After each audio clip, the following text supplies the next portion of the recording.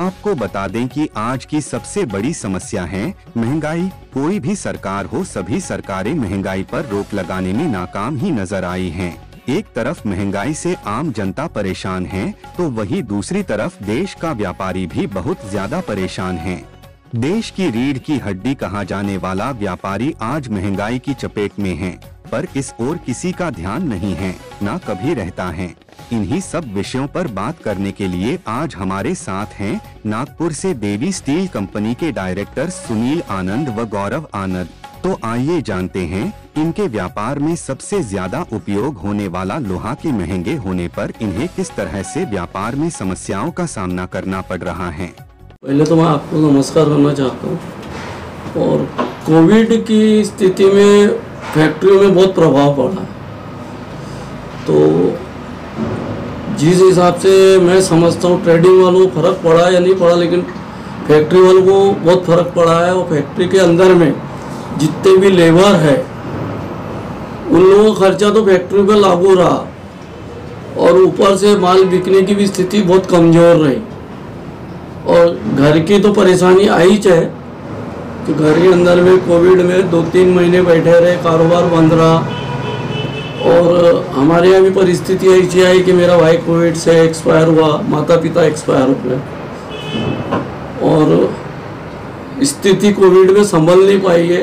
और नुकसान झेलते हुए आज भी हमारी फैक्ट्रियाँ बंद सरी की जाए, क्योंकि कोविड निकलने के बाद में भी जिस प्रकार से माल की तेजी आती रही, माल के रेट बढ़ते गए, व्यापारी लोग फिनिश गुड्स के रेट नहीं देते थे, जिससे हमको लेबर का खर्चा निकालना बड़ा मुश्किल हो गया।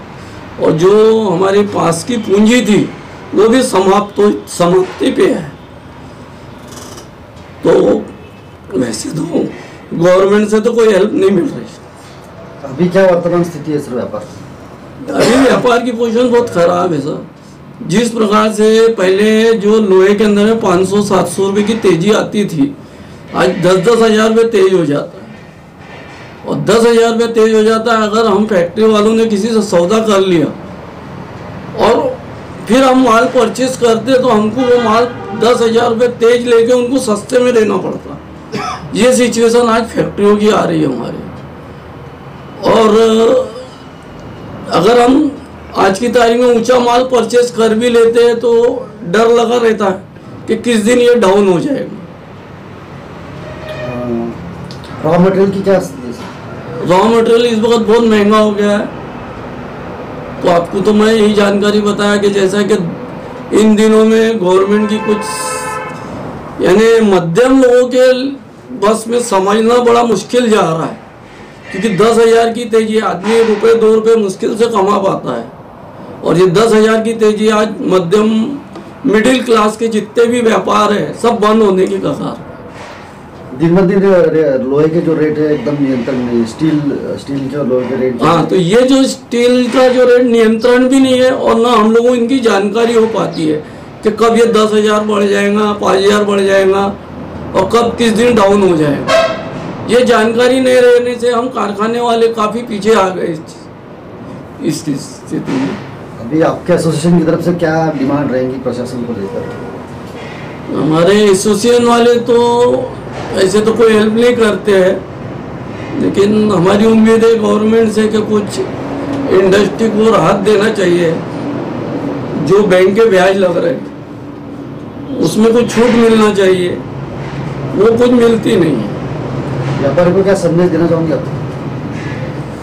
हम व्यापारियों को तो यही संदेश देना चाहेंगे कि आज की तारीख में जो मिडिल क्लास की जितनी फैक्ट्रियाँ बंद होने के कगार में है, और इसको सरकार आर्थिक क्या मदद देंगी ये विचार कर रहे हैं। और व्यापारी तो जितने भी है ट्रेडिंग वाले तो सब फैक्ट्री को नुकसान में डालने के ही हित में रहे, तो उनको तो जहाँ मुनाफा वही है।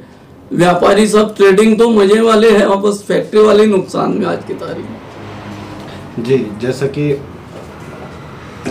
तो अभी आपने लॉकडाउन देखा है, कोरोना देखा, उसके बाद कई कंपनियां बंद हुई हैं, रोजगार ठप हुए हैं, महंगाई बढ़ी है, तो क्या लगता है आपको, अब क्या सरकार को सुझाव देंगे खास कौन कौन से पॉइंट आप सोच के रखे या कहना चाहेंगे सरकार को कि ये चीज़ें होने से आपके जैसे कंपनी चालकों को राहत मिले? सरकार को तो यही होना कि जो मिडिल क्लास के लोग हैं, जो मिडिल फैक्ट्रियाँ हैं, उनको तो ये पहले जानकारी अवश्य मिल जाना चाहिए कि बाजार के रेट अप जा रहे हैं या नीचे जा रहे हैं, जो भी है। ये नहीं मिलने की वजह से आज जो भी है फैक्ट्रियाँ डूबने की कगार में रहती है। तो ये सरकार का जो अभी जो चल रहा है, अभी 10,000 5,000 बढ़ना लोहे के अंदर में पर टन में, वो एक तकलीफ वाला काम हो गया।